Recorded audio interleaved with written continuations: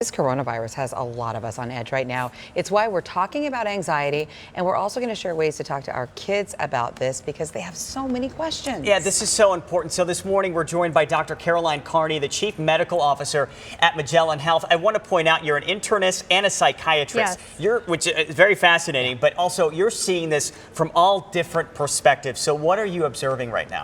I'm observing a lot of fear and a lot of anxiety. At baseline, 20% of Americans have anxiety. And if you have a pre-existing anxiety disorder, news of the unknown is going to trigger those symptoms and potentially make it worse.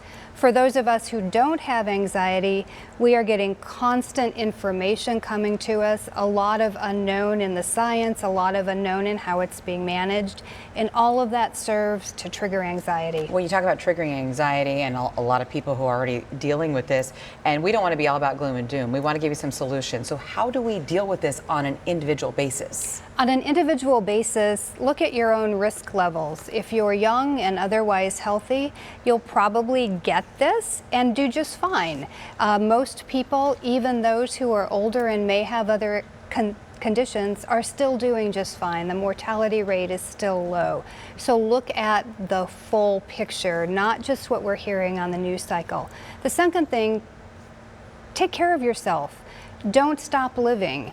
If you go to the gym, if you work out, keep doing that. And third, talk to your kids. If they hear little pieces on the news about someone dying, their thoughts are going to be, what if my teacher dies? What if grandma dies? Who's going to get this? How will I protect my parents? Yeah, and you're a mom, you know firsthand. I mean, you have kids in one of the districts that's actually going to be extending the spring break. That's right.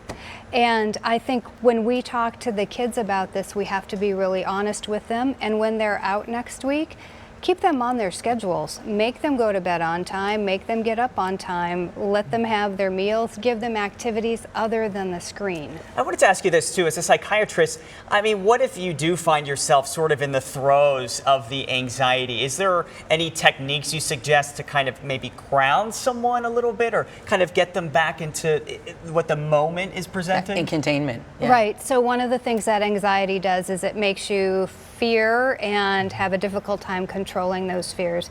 So if you have a kid who's doing that, talk to that child about what's real, what's happening, that things are fine, that they're being protected. Help them do relaxation exercises, distract them, keep the news off, that constant set of fears that might be triggering them.